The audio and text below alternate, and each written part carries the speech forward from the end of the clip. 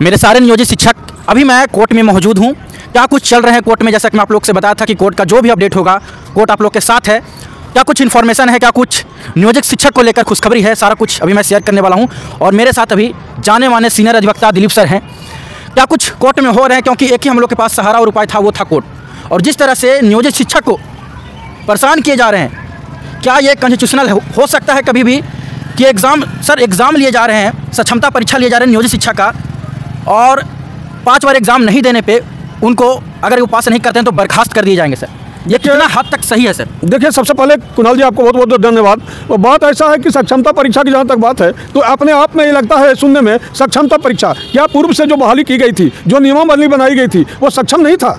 तो इस तरह से सक्षमता का कोई यहाँ पर अर्थ नहीं रह जाता है। शिक्षक जो भी बहाल हुए हैं, नियोजित शिक्षक बहाल हुए हैं, वो नियमावली पंचायती राज अधिनियम 2006, 2012 और 2020 के तहत जो है नियमावली के तहत ही बहाल हुए हैं। और वही विद्यार्थी बहाल हुए हैं जो नियमावली को फॉलो किया और जो उस अर्हता को पूरा किया। तो जब एक बार शिक्षक जो है उन अर्हताओं को पूरा किया है जिसके आधार पर आपने बहाली लिया है, और अब उसी शिक्षक को कहा जा रहा है कि फिर से बहाली ले, तो ये कहीं से विधि सम्मत नहीं है। जहाँ तक बात आता है सक्षमता परीक्षा का, तो सर 40 साल, 50 साल, 60 साल के जो है टीचर लोग एग्ज़ाम देने जा रहे हैं। कंप्यूटर का नॉलेज नहीं है सर, माउस चलाने का नॉलेज नहीं है, माउस नहीं चला पा रहे हैं। तो सर मैं ये जानना चाहता हूँ कि इनका एग्ज़ाम लेना किस हद तक सही रहेगा सर? देखिए, ये तो अपने आप में एक असक्षमता है, क्योंकि जो टीचर्स, नियोजित शिक्षक कभी कंप्यूटर चलाए नहीं, अब और आप उसको ऑनलाइन एग्जाम देने के लिए कह रहे हैं, इसका मतलब कि आप तो उनको ऐसे ही निकालना चाह रहे हैं। तो इस तरह से जो आप कर रहे हैं, ये तो जो 2006 नियमावली पंचायती राज अधिनियम 2006 है, 2012 और 2020 है, उसका तो सीधा सीधा उल्लंघन है। आपने 2023 में एक नियमावली बनाया,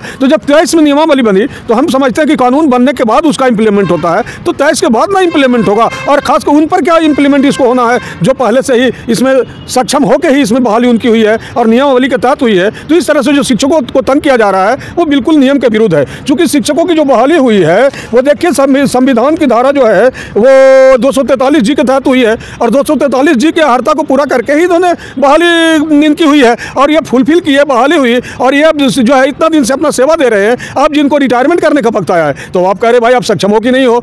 ये तो कहीं से कोई जो है तर्क संगत, विधि सम्मत, किसी भी रूप में विधि सम्मति नहीं है कि अब इस तरह की बात कहा जाए कि आप जो है सक्षमता परीक्षा दो, अन्यथा आपको जो है नौकरी से निकाल दिया जाएगा। सर एक बात और सामने आते हैं, बिहार में अलग अलग मैटर चलते रहते हैं और सारे तरफ से देखा जाए जितने भी नियोजित शिक्षक हैं उन्हीं को परेशान किया जाता है। अब टाइमिंग को लेकर सर, स्कूल का टाइमिंग को लेकर सर बवाल चल रहे हैं कि ये टाइमिंग रहेगा, वो टाइमिंग रहेगा। सर इस पर क्या कुछ कहना है सर? देखिए, ऐसा है कि टीचर जो है ना वो भी मनुष्य है और उसके भी कार्य करने की एक क्षमता निश्चित होती है। अब 9 बजे से 5 बजे तक आप किसी को भी कहिएगा कि आप ड्यूटी करो तो निश्चित तौर पे उसका काम करने का जो ये होगा, फ्लो होगा, वो तो उतना नहीं रह पाएगा। क्योंकि दिमाग का भी एक समय होता है कि कितना देर तक जो है अच्छा से काम करे। उसके बाद मस्तिष्क थकता है, और थकान जब होती है तो थके हुए लोग कितना पढ़ावेंगे। और आप कह रहे हैं, और यहाँ कही जा रही है कि नहीं 4 से 5 एक स्पेशल क्लास लीजिए। भाई 4 से 5 स्पेशल क्लास ले, 4 बजे तक तो ऐसी माथा पक गया है, अब वो स्पेशल क्लास क्या लेगा? अगर 5 बजे तक देखा जाए सर, तो 5 बजे तो ठंड के दिन में तो सर तो रात हो जाते हैं सर। जी हाँ, वो तो मौसम में, जब जाड़े के मौसम आती है तो 5 बजे तक सूर्यास्त हो जाता है। और ऐसी स्थिति में अब जो है सूर्यास्त तक अगर टीचर स्कूल में रहेंगे तो कब अपना डेरा जाएंगे, कब अपना दिनचर्या करेंगे। तो इस तरह से जो है शिक्षकों के साथ यह जो हो रहा है वो विधि सम्मत इसको नहीं कहा जा सकता है, किसी भी तरह से विधि सम्मत नहीं कहा जा सकता है। और ये आर्टिकल 14 जो है कॉन्स्टिट्यूशन का, वो जो डिस्क्रिमिनेशन बताता है कि विविधता है, मतलब दोनों में अंतर है, विविधता है ना, एक के साथ ऐसा नहीं करना, दूसरे के साथ करना, तो डिस्क्रिमिनेशन है संविधान का। तो इस तरह से जो शिक्षकों के साथ किया जा रहा है वो गलत किया जा रहा है। इसके लिए शिक्षक समुदाय जो है हाई कोर्ट में भी गए थे, लेकिन हाई कोर्ट में जो है उनको शायद उनके पक्ष में निर्णय नहीं आया, लंबा डेट दिया गया। इसलिए ये लोग जो है वो सुप्रीम कोर्ट में भी गए हैं, और सुप्रीम कोर्ट में SLP दाखिल किया है जिसका नंबर 5170 है। आज वह सर मैं एक चीज़ जानना चाहूँगा, इससे पहले मैं एक चीज़ जानना चाहूँगा सर, जो ये एग्ज़ाम लिए जा रहे हैं सर, भारतीय संविधान जो धारा था 243 के तहत उनका एग्ज़ाम हुआ। अब भारतीय संविधान 309 के तहत अब वो सक्षमता एग्ज़ाम ले रहे हैं, टेस्ट कर रहे हैं। सर क्या ये अनकॉन्स्टिट्यूशनल नहीं है सर? क्या वो 243 धारा को गलत करके ये 309 धारा को सही करना चाहते हैं? पहले का धारा के मुताबिक जो एग्ज़ाम हुए थे वो गलत थे, भारतीय संविधान गलत थे, अब वो सही है। देखिए, ऐसा है कि जिस समय जो नियमावली के तहत एग्जाम लिया गया तो उस समय तो उसकी बहाली पर वही नियमावली जो है प्रभावी होगी। अब उस समय का संविधान और इस समय के संविधान में अब तो उसको संशोधन करके आप नया ला सकते हैं। तो जब नया लाएंगे तो नए सिरे से उसका उपयोग आप करेंगे। ऐसा नहीं है कि आज 20 साल के पुराने शिक्षक हैं और वो अब जा रहे हैं जो है रिटायर करने, अब उनको कहो कि सक्षमता परीक्षा दो और अगर नहीं परीक्षा में पास किया तो आपको हटा देंगे। ये कहीं से भी जो है न्यायोचित नहीं है। और यह जो है एक तरह से कहिए कि शिक्षकों को प्रताड़ित किया जा रहा है ताकि बिहार सरकार को राज्यकर्मी का दर्जा उनको नहीं देना पड़े और उसको उस सुविधा से वंचित किया जा सके। आप देख रहे होंगे सर, एग्ज़ाम देने जा रहे हैं सर, तो एग्ज़ाम देते टाइम क्या जूता खोला दिए जा रहे हैं सर, लेडीज़ का सर चूड़ी खोला दिया जा रहा है सर, शायद उसके बारे में आपको कुछ नॉलेज होंगे। तो सर ये कहाँ तक किस हद तक सही है सर? ये टीचर का एक तरह से अपमान नहीं किया जा रहा है सर? देखिए कुणाल जी, ऐसा है कि जब हम देखते हैं जो शिक्षक दूसरे विद्यार्थियों का परीक्षा लेते थे, परीक्षक होते हैं, भिक्षक होते हैं, और उस शिक्षक को आज इस तरह से मतलब लाइन में खड़ा हम देखते हैं कि पैर में चप्पल जूता खोल के ऐसे ही इस तरह से खड़ा है सारा सामान लेके, मानो शिक्षक लोगों को जो है एकदम मरमहत कर दिया गया है, उनका मान सम्मान को एकदम कुचल दिया गया है सरकार के द्वारा, और शिक्षकों के साथ जो है बिल्कुल अनैतिक व्यवहार किया जा रहा है। इस तरह का व्यवहार जो है न कहीं से भी उचित नहीं है, और इस तरह का व्यवहार जो शिक्षकों के साथ किया जा रहा है, तो इसको एक तरह समझिए कि बहुत ही बड़ी प्रताड़ना है शिक्षकों के साथ। ये प्रताड़ना है, ये तो मजाक बना दिया शिक्षकों के साथ। आज विद्यार्थी जब देखेंगे शिक्षकों को इस तरह से एग्जाम के लाइन में लगे हुए, तो सब हंसी उड़ाते हैं कि शिक्षकों की यह दशा है बिहार में, तो जब शिक्षक की यह दशा है उसका विद्यार्थी कैसा होगा? यही स्थिति जो है बिहार सरकार स्वयं जो है हास्यास्पद इसको बढ़ा रही है शिक्षा की व्यवस्था को। सर इस चीज़ को लेकर जितने भी नियोजित शिक्षक हैं, चाहे तो इनको कैंडिडेट बोले, स्टूडेंट बोले, अब तो स्टूडेंट ही बना दिया गया है।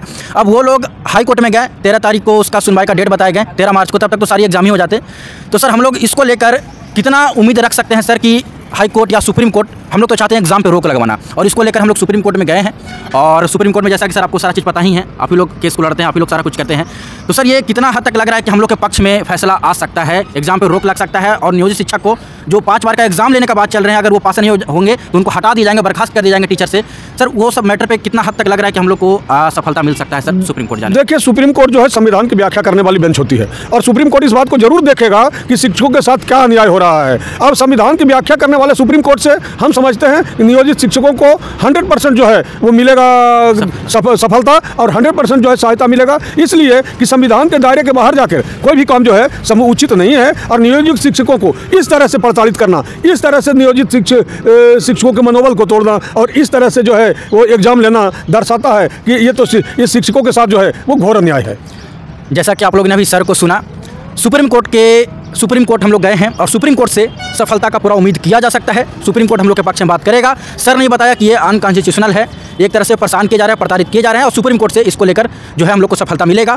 जो भी सुप्रीम कोर्ट में मैटर हुए हैं, जो भी सुनवाई हुए हैं, जो कुछ भी मैटर चल रहे हैं, ऑन रिकॉर्ड अभी सारा कुछ नहीं आए हैं, इसीलिए सर अभी इस पर जो है बताने से मना किए हैं। ऑन रिकॉर्ड सर के पास सारा जब तक पेपर नहीं आ जाते हैं तब तक वो सर उस पर जो है अपना विचार नहीं रख सकते हैं, सर उसको एक्सप्लेन नहीं कर सकते हैं। ऑन रिकॉर्ड आते के साथ ही आज रात तक या कल सुबह तक आप लोग को जो भी इन्फॉर्मेशन है सुप्रीम कोर्ट का, जो भी सुनवाई है, सारा कुछ आपको मेरे चैनल पे मिल जाएंगे। और आप लोग का जिस तरह से सपोर्ट और प्यार मिल रहा है उस तरह से सपोर्ट और प्यार की जरूरत है।